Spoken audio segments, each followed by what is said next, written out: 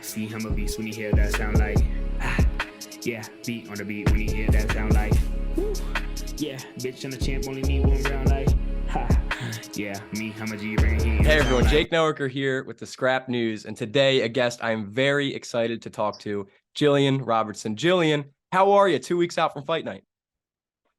I'm doing great. Just getting this last the weight cut done. Trying to stay skinny, trying to get those last 10 pounds off, and feeling ready though. First fight at 115. You feeling good there though? Right now, yeah, I feel like the weight's going good. The weight cut's going good. I did a bunch of body scans and things like that at the UFC PI last March to make sure it was okay. It was a safe cut for me. Yeah. So I think everything should go as planned. That's awesome. I'm excited to see the debut at Strawweight, and I do want to start with your win over Thug Rose at Fury Grappling 6. She's the Strawweight queen, people call her, you know what I mean? So did that win give you any like extra chip on your shoulder, so to speak?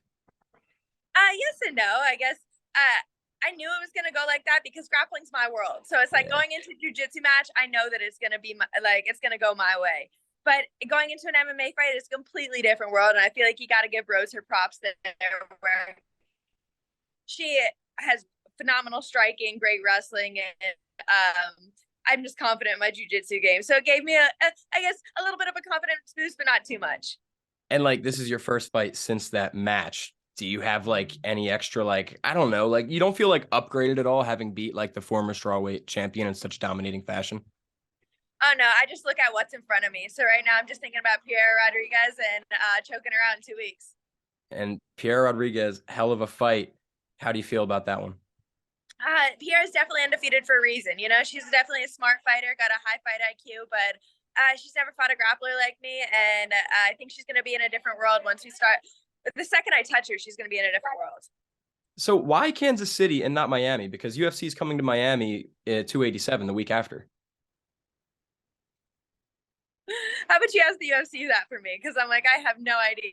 I'd love to be on the Miami card this weekend, but unfortunately I'll be on Kansas City in 2 weeks.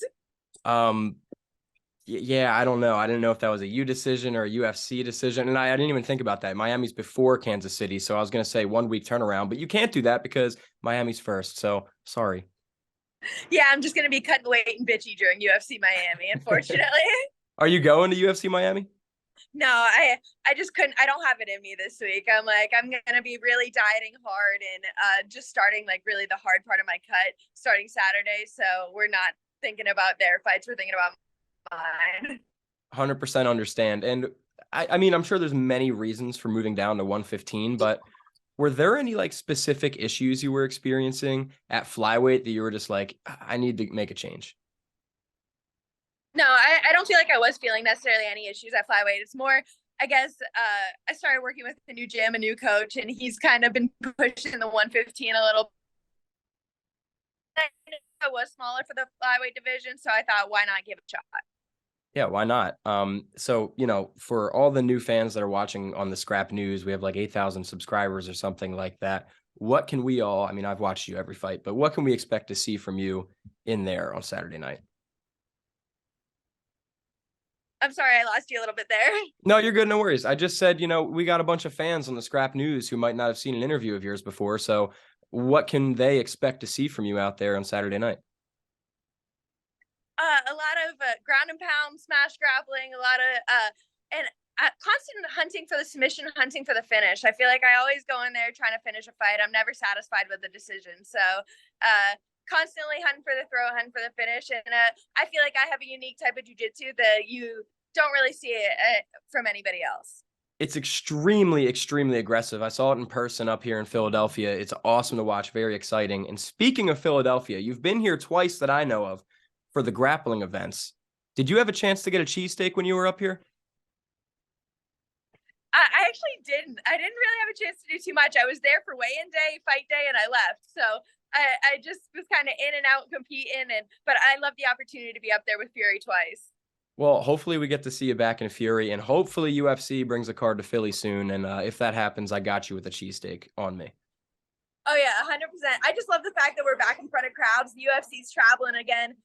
And it's just a different energy performing in front of a crowd. So I'm happy that we're on this road.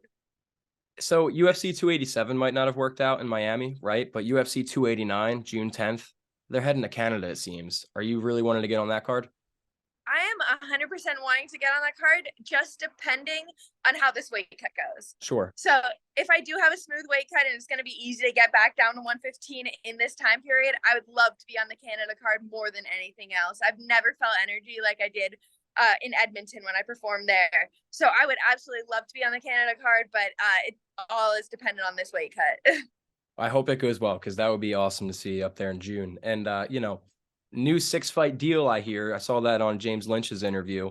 What goals do you have for yourself with these next 6 fights? I'm excited, just one, to open up it in the 115 division this fight. Then next fight, I definitely want somebody top 15 to top 10. After that, probably moving up, top 10 to top 5. I'd like to start making my title run in the division. So just slowly making my way up. I'd like to be ranked after this fight. Do you have an idea of how many times you'd like to fight in 2023? And that's also, again, about this weight cut. Well, 100, maybe 2 more times. You froze up there a little bit. Can you just recap what you said? 100%, 1 more time, maybe 2 more times, just depending on how this weight cut goes. Sure. Yeah, completely get it. And I know you're not looking past this fight at all. Very excited for it, April 15th. Now, I do want to ask you 2 questions about yourself, one of which, your Instagram bio, same with your Twitter, it's all about Rob the dog. What's Rob the dog's story? Rob's my best friend. He's 14 years old. I love him more than anything. I've had him for the last 7 years. I got him from the Humane Society, and he's just the best dog I've ever had. He really is my best friend.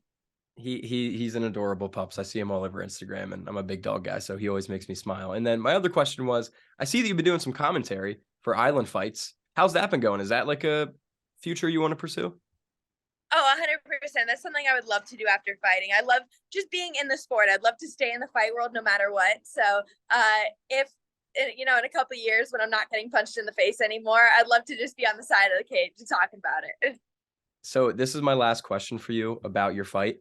And you can totally tell me to buzz off, because some fighters hate this question. I don't even really like asking it. I just work for the BetQL network, so I kind of have to ask it. Right now, you're sitting at a plus 130 underdog. Forget about that. I'm kind of just wondering, do you have a prediction at all for this fight, being as aggressive as you are and sitting as an underdog? I'm going to say typically my submissions come in the second round. So I'm going to call it second round rear naked choke, because I'm like, I always say, I want to show my ground and pound. I want to finish it, get a TKO. And then these girls keep on falling into my choke. So I'm going to say second round rear naked. Love it. Mystic Gillian right there. And are you at Goat Shed right now? I'm not at Goat Shed. I'm actually right down the street though. I know you said you only got a couple minutes because you're going to train there afterwards, but camp, Goat Shed's one of the best gyms in the nation, in the world, whatever you want to call it. How has camp been? Has it been good? I know you had the cut for the first time too. I've honestly never felt more on point, just having everything in line. I feel like Goat Shed's got me ready. I've got Dean Thomas in my corner, and it's just a team that can't be beat. So who's in the corner? Dean Thomas, who else? The head coach at Goat Shed, Asim Zaidi, and then as well as one of their fighters, Roy Echeverria. Oh, Roy's going to be in your corner? Yeah, it's going to be awesome. I love Roy. Roy's a good buddy of mine. I'll hit him up. That's great. Yeah, I feel like I have a killer corner this time, honestly. Another thing about Goat Shed, your guys' social media is kick ass. Like my super casual, I'm talking super casual, like can name McGregor and John Jones. They'll send me clips, be like, yo, look at this. And it's freaking Roy in Goat Shed doing a cool move or something. So your guys' social media is kick ass. Oh yeah, the coach definitely knows what he's doing with social media, knows how to market, and it's just an awesome gym to be at, an awesome environment. I really feel like I found a home there. Well, yeah, like you said, great gym, and it really shows that he doesn't really need to do much for Instagram except show off the highlights, because you guys do it yourselves. Gillian, before we get out of here, again, I appreciate the time. I know you're a busy girl ahead of the fight. Anything you'd like to say to everybody, shout out, anything like that? The mic is yours. Just of course, shout out to my team at the Goat Shed and my head coach, Dean Thomas. Both of them are the reason that I'm going to be able to put on such a great show on April 15th. So just watch me get my hand raised then. I did it. I got you out of here in less than 15 minutes, and I only flubbed 3 things in the beginning. So no worries. But Gillian, thank you so much for your time. I can't wait for the fight. And everybody, if you don't somehow go follow Gillian and make sure you catch the fight April 15th on ESPN+. Gillian Robertson, kick ass.